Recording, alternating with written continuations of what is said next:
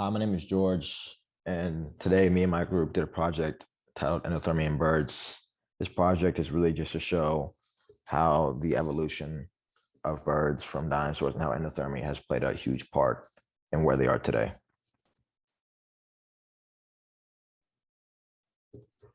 Hello, my name is Norma, and I'm going to start off this presentation with the significance of the study.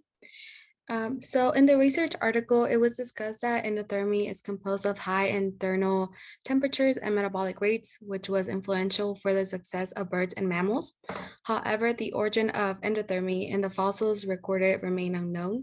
So scientists form a research study centered around two questions, which are shown in the slide. Scientists first research the disadvantages and advantages of endothermy and ectothermy, and then they discover what situations led to the evolution of endothermy in birds. To determine the difference of the metabolic rate and ectotherms and endotherms, a heat transfer module was utilized. The metabolic rates were utilized in a cost-benefit analysis that deducted the requirements for the diversification of the thermo-niche endotherms. Scientists found that the reduction in the body size correlated to the emergence of endothermy, which was like a previous study of endothermy in mammals. Next, we'll move on to the hypothesis. So the scientists came up with, if the reduction of body size correlated with increased metabolic rates, then a gradual incline of metabolic rates would be present among the more recent lineages because it represented how smaller endothermic descendants evolved from larger exothermic ancestors. Next is the aims of study, which it was studied how endothermy would have evolved through the reduction of body size and increased metabolic rates of past organisms. Scientists use estimated times from fossil records to expected metabolic rates and estimated energy costs found in ancient lineages to construct a plausible gradient to deduce the endothermy appeared. Hi, I'm Julie, and I'm covering the methods and results portion of the presentation. Before discerning the relationship between decreased body size and energy usage, a null model was created to assess the baseline for the energy cost for the evolution of endothermy. First, a body size range of 10 grams to 10,000 kilograms was created to contain the estimated sizes of known ectothermic ancestors, which increased the likelihood of containing the endothermic descendants. A heat transfer model, also known as the Skolander-Irving model of heat transfer, was utilized to monitor the change in energy cost per degree Celsius between ectothermic and endothermic organisms. The metabolic rates of ectothermic and endothermic organisms were determined, and then the cost per degree Celsius necessary for the evolution of an endothermic organism was calculated. Additionally, the passage of time was constrained in order to follow the estimated evolutionary rates from ectothermic ancestors to the earliest endothermic descendant. The analysis of the null model data suggested that energy cost per degree Celsius decreased proportionally along with body size. These results were explained on the basis of gigantothermy. Gigantothermy is the ability of exceptionally large organisms to maintain high body temperatures.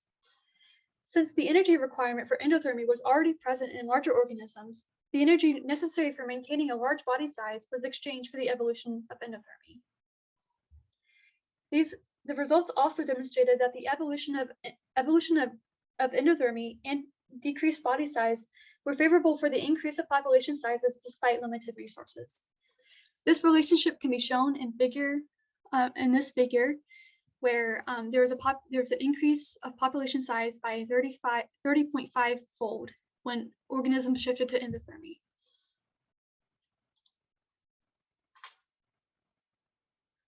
A comparison between the avian lineage and the null model demonstrated that the energy exchange in favor of endothermy was significantly lower than the null model. This overall meant that the transition to endothermy was a cheaper form of energy exchange. Additionally, the null model was compared with other null models, and the results were similar even with the use of differing assumptions and different ideas in other models. Overall, the energetic cost of a larger body size were traded for the cost of maintaining endothermy. This relationship can be shown in figure 3, where a large size was traded for the thermoregulation strategy of endothermy.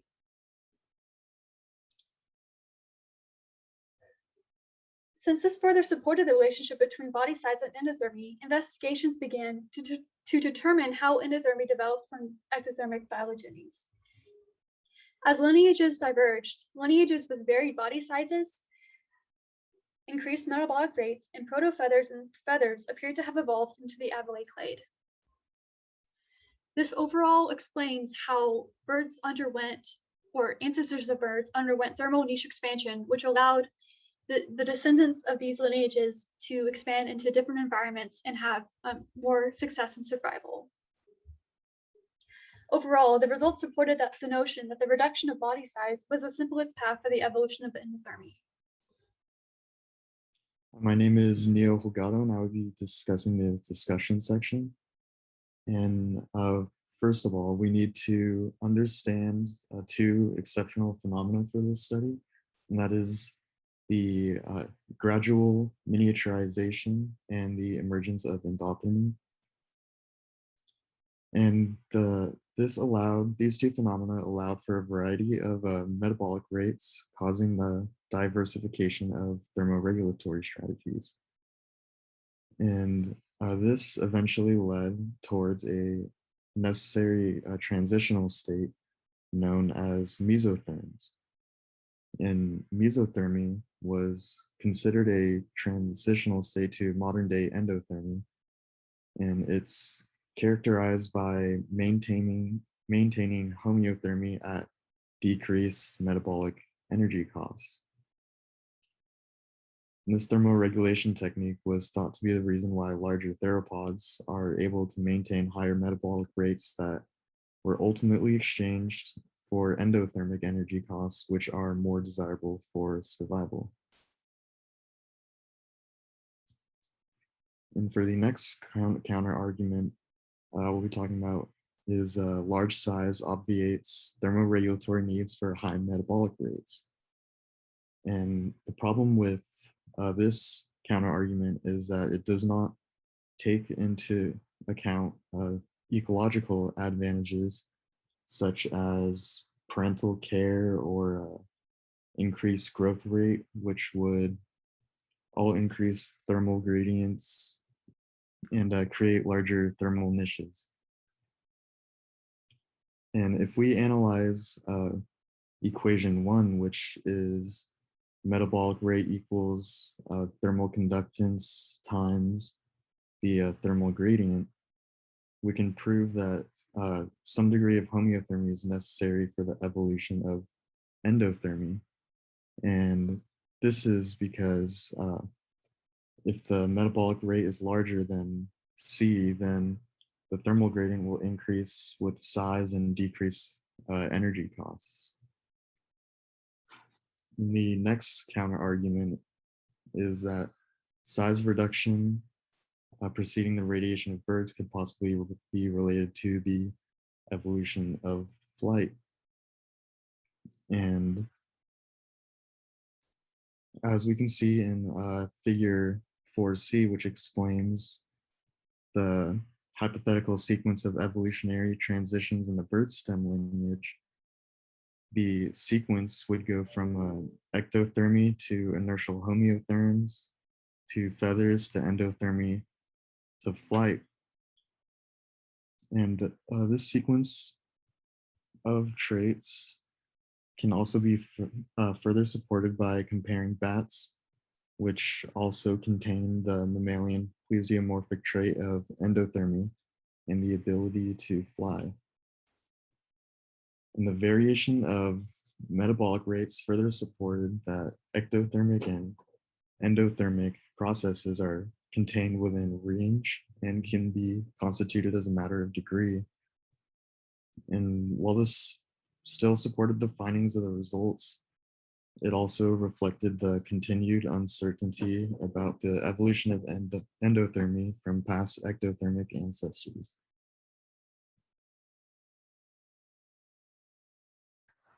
Hi, my name is George, and I did the conclusion. I did these next two slides. First one be the conclusion, and the next one being future directions. For this conclusion, I just want to sum up everything we did today and understand, so we can all understand these papers and we can all understand the topics that we covered today. My first point talks about endothermy and talks about the ability to produce heat has caused major evolutionary changes in all bird species. I think this is very true.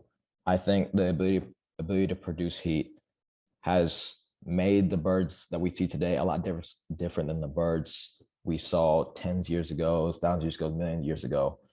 Not only did it change their shape, not only did it change their size, but also changed how the population of the birds are we see today. And the second point just goes further deeper into that, talking about how factors such as body size, energy usage, temperature, and time have been clear indicators of change in endothermy. Like I said before, there are many different factors and many different keys that you can see. And today you can see the change that has taken place between now and back then, all the way back. My third point discusses the benefits of endothermy outweigh the risk and provide an increase in survivability. This is also true, as endothermy gives a lot of these birds more mobility and it gives them just a more free range than they did in the past. And it helps them survive more. That's why we see birds at an increased population than we did back then. And my next slide talks about future directions.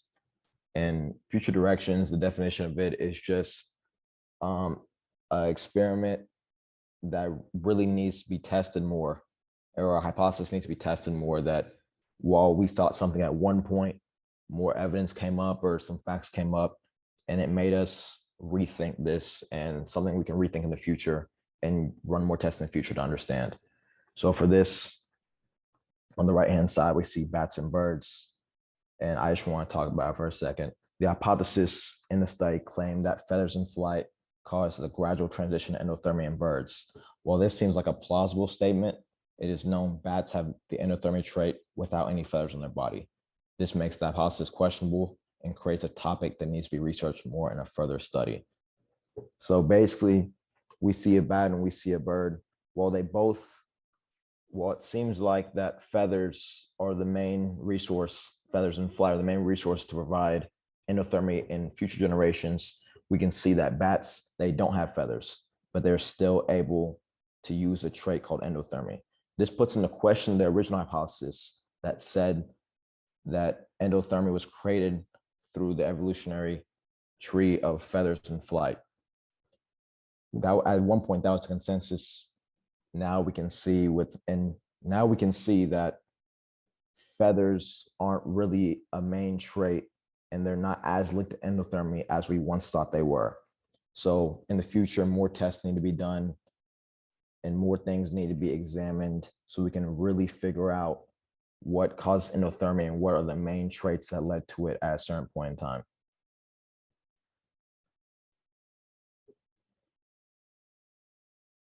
And this is just our works cited. We cited every image in the PowerPoint and the slide, and I hope you like our presentation.